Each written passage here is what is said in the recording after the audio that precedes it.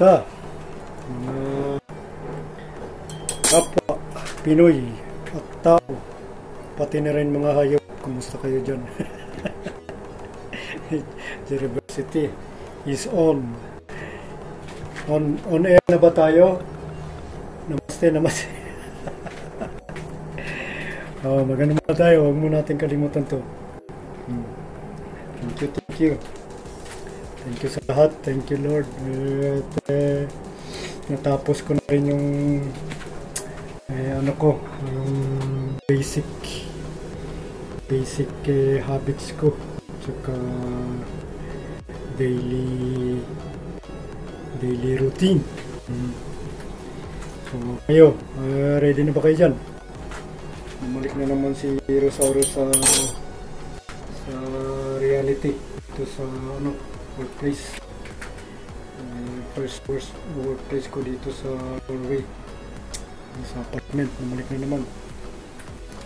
Galing ko lang sa sideline ko. Extra trabaho para makapadala uli sa mga mahal ko dyan sa Mindanao. Teamwork lang kayo dyan, baby at mami, at makayod pa dito si daddy sa Norway. Lang kayo dyan, magtulungan lang kayo dyan. Kayo mag-lazy dyan, baby, ha. Sabi ko sa'yo, tinutulungan kitang masipag, madisiplinang bata. Hindi kita tinuturuan mga spoiled, ha. Remember. So, topic natin mga kabayan. Kapok ko parents. Kapok ko Capricorn. Yung astro zodiac niyo, zodiac signs. Kayo. Capricorn, so ano ba yan? Kahit sino. Doesn't matter. Importante. Original lang tayo. Topic natin ngayon, itong work ethic, gaano tayo kasipag. Kung may masabi ba naman ako, magsasorry na lang ako in advance, dahil siyempre tayo, maganda yung mga memory natin, karamihan ng mga memories natin, kaso lang madali tayong makalimot minsan. So, may mamasabi ba akong sa inyo? Take it personal, ha? Motivational lang ito. Observational. Itong sipag, work ethic. Tanong ko sa inyo, gaano kayo kasipag sa workplace? Hindi lang sa workplace, sa bahay o sa eskwela. Kahit saan lang workplace. Kasi minsan magyayabang ako sa inyo konti ako sa being na high level of work ethic. Kasi nasa yan napasanay mong klaseng level ka kasipag. Kung sanay ka ng talaga magaling magtrabaho, mabilis magtrabaho, epektibong magtrabaho, siyempre may problema yung sa natin. Kaya ako excuse nga pala, nagluluto, nagmultitasking ako ngayon. Kunti, hindi naman masyado marami. Yung rice na to, ko, gutom na may. Yung brunch ko ngayon na late dahil naglakad pa ako ng isang oras parang fresh air. So itong work ethic, kahit saan may iba-ibang level. So depende naman sa inyo kung gaano nyo yung bigay halaga yung ninyo, yung trabaho ninyo sa sakripisyo natin sa kapwa natin, sa workplace natin dito. Ano ba yung ninyo, yung goals niyo about sa trabaho? Gusto niyo bang Gusto nyo bang magandang environment, workplace, di ba? Siyempre magtutulungan tayo, teamwork. Ako, nasanay na ako niyan noon pa. First day ko pa lang sa trabaho, yung work ethic ko, inano ko na kagad. Kasi nagsimula yan sa nung bata pa ako. Wala naman masyadong nagturo sa akin, parang parang inborn na yan sa akin, parang gift sa akin yan nila. Isa sa mga maraming gifts sa akin. Binigay sa akin. Ito, mabait ang bata, kailangan gamitin mo yung pagka mabait mo na bigyan mo ng value. Yun, binigyan ko ng value. Nag-o-obey sa mga magulang, sumusunod sa ama't ina, sa lola at lolo, sa tiyahin ko, tapos tumutulong pa sa bahay. So syempre, parang nagko-compound yung sinasabi.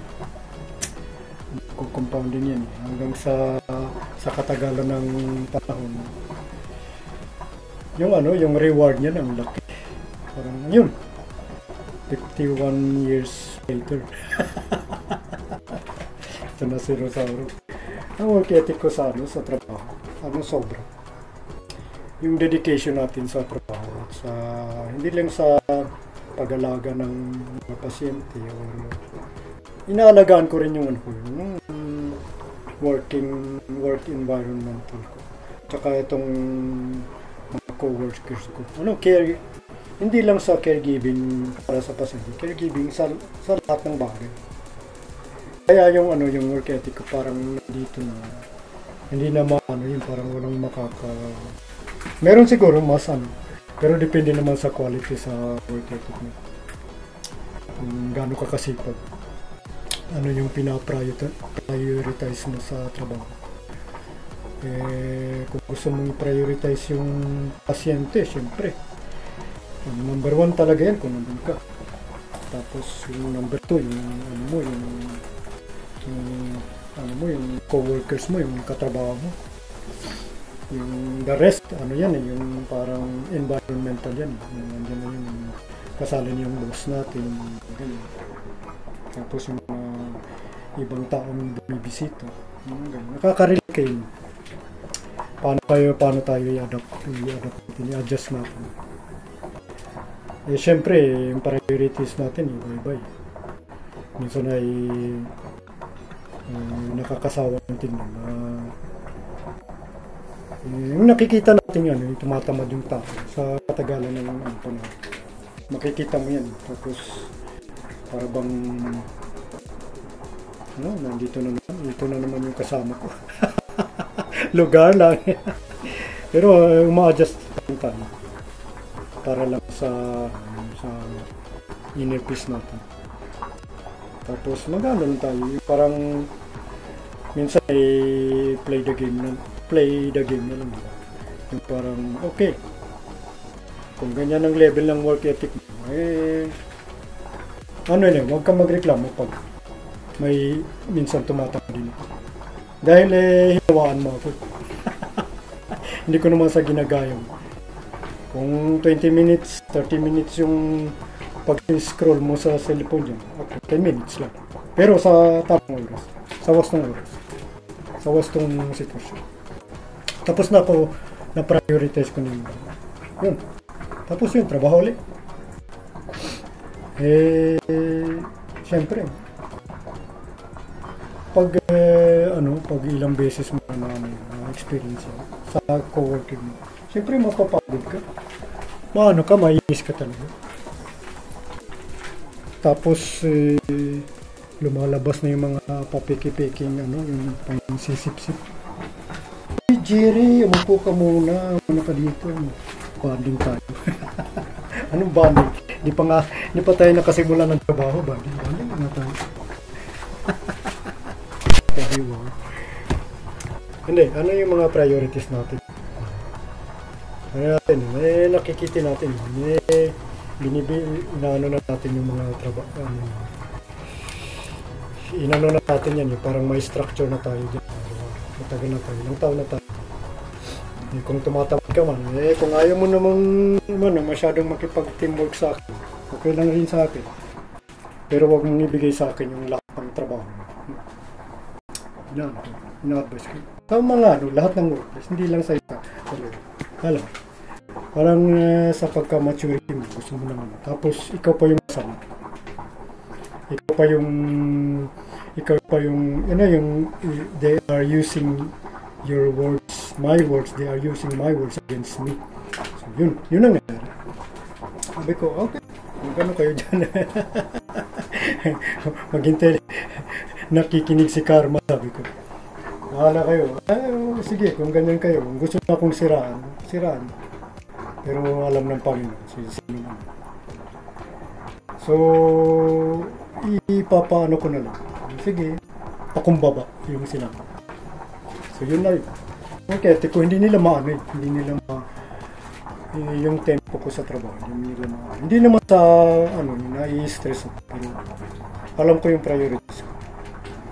Tapos, yung mga yan, papiking-paking, wala na ako dyan. Ayoko nang magiging. Pwede kang play the game. Magpa-peki-peki na rin ako sa mga peking pa. Dahil, kung totoo ka, tapos peki pa rin sila. Hindi balance. Mas maganda na mapapeki-peki ka na lang. Para may lugar mo yung ma-adjust mo yung pagka-peki nila. Para hindi ka mga palabas, mag-explode. Tapos may pagdating na naman yung boss. Ano naman Jerry, ba't galit ka na naman? Galit ako dahil ang daming tamad dito. Ang daming mga peking co-workers dito. Bonding. Mamaya, pwede naman tayo mag-bonding pagkatapos ng yung trabaho. Pwede naman tayo mag-bonding. Tingnan mo, may sumisigaw pang pasyente dito. Alangan naman ako na naman ang pupunta doon. Tapos mag-i-scroll kayo dyan sa cellphone. Yun. Hindi ako magmura. Sorry. Baka may batang gagawin dyan. So mga kabayan. Hanggang dito muna tayo, 12 minutes. Hindi, yung work ethic talaga. Dalhin natin yung may dala na kasing yan. Pag, nakipag-teamwork ka sa co-worker sa trabaho mo. Any kind of environment. Sa ba yan? Sinabi ko noon na itong buong planetang working environment natin lahat.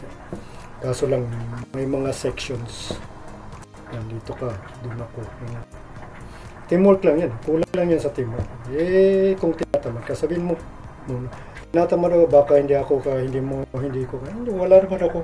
Wala naman akong pinipilit na makipag. Hindi kayo sinasabi ko. Hindi kayo makakano sa sa level ko. Gawin nyo yung level niyo tapos best of your ability. Yan. Kung hindi nyo kaya, hindi nyo talaga makaya yung dahil ko na yun, matagal, experience ko na yun. So yan yung yabang ko ngayon, lugar lang. Kaya minsan na lang sa yung sinasabing save your energy na lang. Save your energy so bro. Walang mangyayari, ka lang. Silence ka na lang. Silence treatment. Tapos pag masyado ka namang silence, masama ka pa rin dahil hindi ka na nagsasabi. Sinisave ko lang energy ko. So, ako makipag-usap sa inyo, puro kayo mga peki. Sabi ko, hindi lahat no offense. Pero yung makaka-relate nito, yung original kasi, gusto ko yung original. Dahil mas masaya yung working environment pag yung original tayo, yung sa walang in the both feet on the ground, yung mga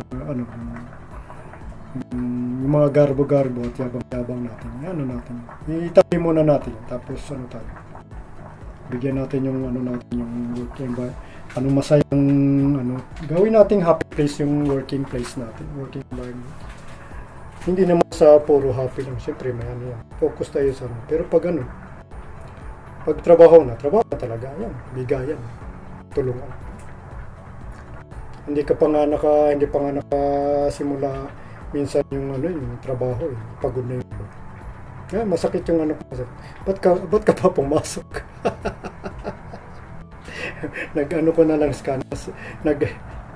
Nag-sick leave ka na lang sana. Kami mga ano niyan, hindi ka ayaw kong marinig na ano niya. Sino bang gustong makarinig ng ganyan? Pagod yung kasama. Hindi pa nagsimula yung trabaho. So yun, yung sipag natin, anuhin natin. Ano natin talaga sa isa't isa para comfortable yung maganda yung working environment. Sarap sarap magtrabaho ng mga ganyan, working nakikita natin yung yung pag saya-saya pag nakita mo yung dumating yung yung paborito mong yung paborito nating katrabaho, co-workers.